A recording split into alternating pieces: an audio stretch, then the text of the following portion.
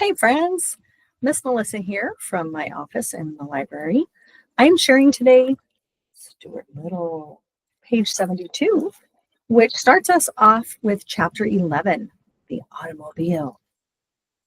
For 3 days, everybody hunted all over the house for Margallo without finding so much as a feather. I guess she had spring fever, said George. A normal bird doesn't stay indoors in this kind of weather. Perhaps she has a husband somewhere and has gone to meet him, suggested Mr. Little. She has not, sobbed Stuart bitterly. That's just a lot of nonsense. How do you know? Asked George.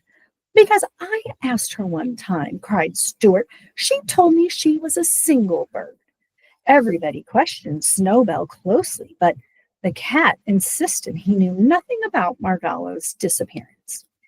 I don't see why you have to make a pariah out of me just because that disagreeable little chippy flew the coop, said Snowbell irritably. Stuart was heartbroken. He had no appetite, refused food, and lost weight. Finally, he decided that he would run away from home without telling anybody and go out into the world and look for Margallo. Well, I am about it. I might as well seek my fortune too, he thought.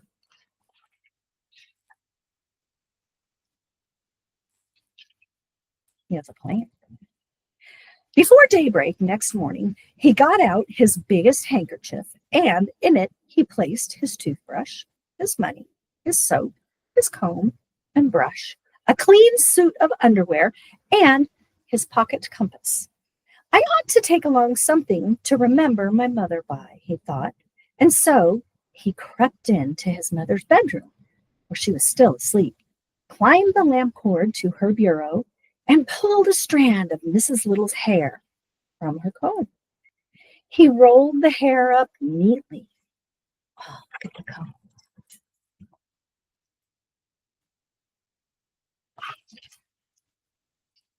He rolled the hair up neatly and laid it in the handkerchief with the other things. He rolled everything up into a bundle and tied it onto one end of a wooden match.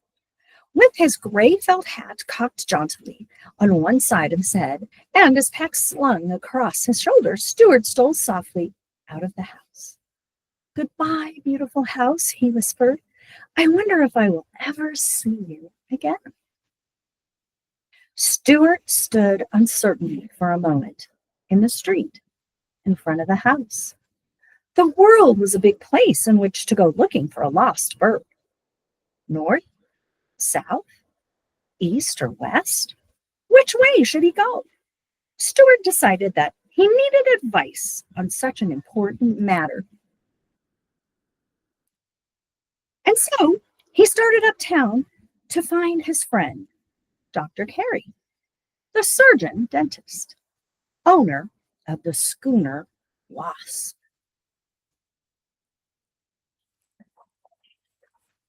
There he goes, off into the world. Goodbye, house. The doctor was glad to see Stuart. He took him right into his inner office where he was busy pulling a man's tooth. Ooh. The man's name was Edward Clydesdale, and he had several wads of gauze in his cheek to hold his mouth open good and wide. The tooth was a hard one to get out, and the doctor let Stuart sit on his instrument tray so they could talk during the operation. This is my friend, Stuart Little, he said to the man with the gauze in his cheek. Oh, what? He replied the man, as best as he could. Very well, thank you, replied Stuart. Well, what's on your mind, Stuart? Asked Dr. Carey, seizing hold of the man's tooth with a pair of pincers, and giving a strong pull. I ran away from home this morning, explained Stuart. I am going out into the world to seek my fortune and to look for a lost bird. Which direction do you think I should start out in? Dr. Carey twisted the tooth a bit and racked it back and forth. "What color is the bird?" he asked. "Brown," said Stuart. "Better go north," said Dr. Carey. "Don't you think so, Mr. Clydesdale?"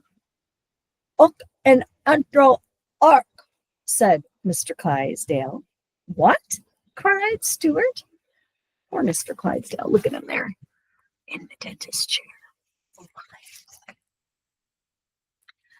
I, och and andro ark," said Mr. Clydesdale. "He does look in Central Park," explained Dr. Carey, tucked another big wad of gauze into Mr. Clydesdale's cheek. "And it's a good suggestion. Oftentimes people with decayed teeth have sound ideas. Central Park is a favorite place for birds in the spring." Mr. Clydesdale was nodding his head vigorously and seemed about to speak again.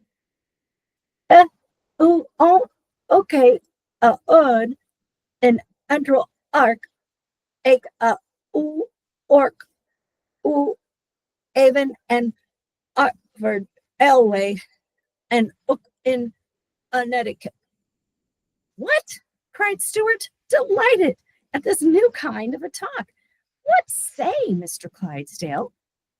"If ont okay ud in entral ark, egg no ook even and Oxford Elway and ook in Connecticut." He says if you can't locate the bird in Central Park, take a New York, New Haven, and Hartford railway train and look in Connecticut, said Dr. Carey. And then he removed the rolls of gauze from Mr. Clydesdale's mouth. "Rinse, please," he said. Mr. Clydesdale took a glass of mouthwash that was beside the chair and rinsed out his mouth. "Tell me this, Stuart," said Dr. Carey. "How are you traveling? On foot?"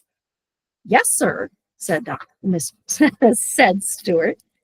"Well, I think you better have a car. As soon as I get this tooth out, we'll see what can be done about it. Open, please, Mr. Clydesdale." Dr. Carey grabbed the tooth with the pincers again, and this time he pulled so long and so hard with such determination that the tooth popped out, which was a great relief to everybody, particularly to Mr. Clydesdale. The doctor then led Stuart into another room. From a shelf, he took a tiny automobile, about 6 inches long.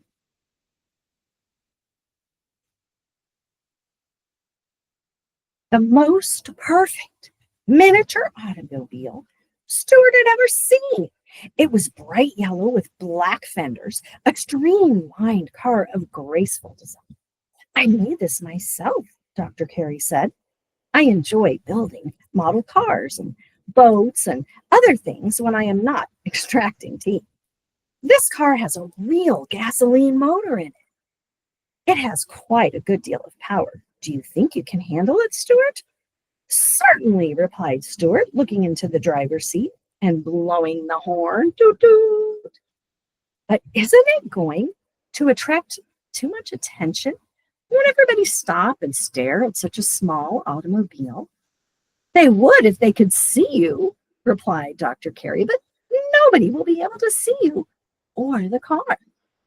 "Why not?" asked Stuart. "Because this automobile is a thoroughly modern car. It's not only noiseless, it's invisible. Nobody can see it." "I can see it," remarked Stuart. "Push that little button," said the doctor, pointing to a button on the instrument panel. Stuart pushed the button. Instantly, the car vanished from sight. "Now push it again," said the doctor. "How can I push it when I can't see it?" asked Stuart. "Feel around for it." So Stuart felt around until his little hand came in contact with a button. It seemed like the same button, and Stuart pushed it. He heard a slight grinding noise and felt something slip out from under his hand. Hey, watch out, yelled Dr. Carey. You pushed the starter button. She is off. There she goes. She's away. She is loose in the room, and now we'll never catch her. He grabbed Stuart up and placed him on a table where he wouldn't be hit by the runaway car. Ooh, let's look at it.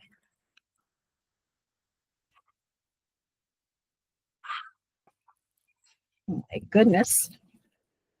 Oh, mercy, Stuart cried when he realized what he had done. It was a very awkward situation. Neither Dr. Carey nor Stuart could see the little automobile, yet it was rushing all over the room under its own power, bumping into things.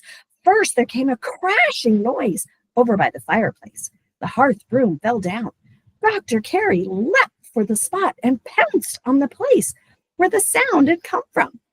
But though he was quick, he had hardly got his hands on the place when there was another crash over by the wastebasket. The doctor pounced again. Pounce, crash, pounce, crash. The doctor was racing all over the room, pouncing and missing. It is almost impossible to catch a speedy, invisible model automobile, even when one is a skillful dentist. Ah, the trash can. Pounce, pounce, crash. Oh, yelled Stuart, jumping up and down. I'm sorry, Dr. Carey. I am dreadfully sorry. Get a butterfly net, shouted the doctor.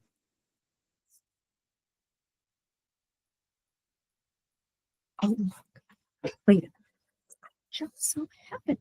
Oh, here's a butterfly net. Maybe they're going to catch it. What do you think? Wow. I can't, said Stuart. I'm not big enough to carry a butterfly net. That's true, said Dr. Carey. I forgot. My apologies, Stuart. The car is bound to stop sometime, said Stuart, because it will run out of gas. Oh, good. Thank you, Stuart. That is true, too, said the doctor. And so he and Stuart sat down and waited patiently until they no longer heard any crashing sounds in the room. And then the doctor got down on his hands and knees and crawled cautiously all over, feeling here and there, until at last he found the car. It was in the fireplace, buried up to its hubs in wood ashes. That's the hubcaps, right, friends? Those are on the wheel of the tires, right?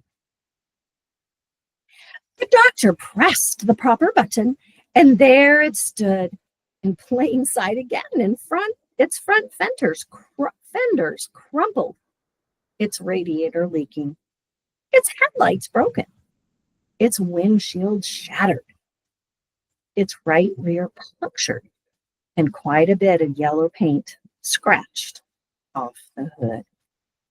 What a mess, groaned the doctor. Stuart, I hope this will be a lesson to you.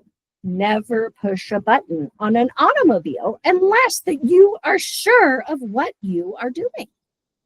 Yes, sir, answered Stuart, and his eyes filled with tears, each tear being smaller than a drop of dew. It had been an unhappy morning, and Stuart was already homesick. He was sure that he was never going to see Margolo again. Oh, poor Stuart. I hope he finds his friend. Oh, good idea, going to see the dentist. All right, friends, enjoy Stuart Little. Thanks for watching.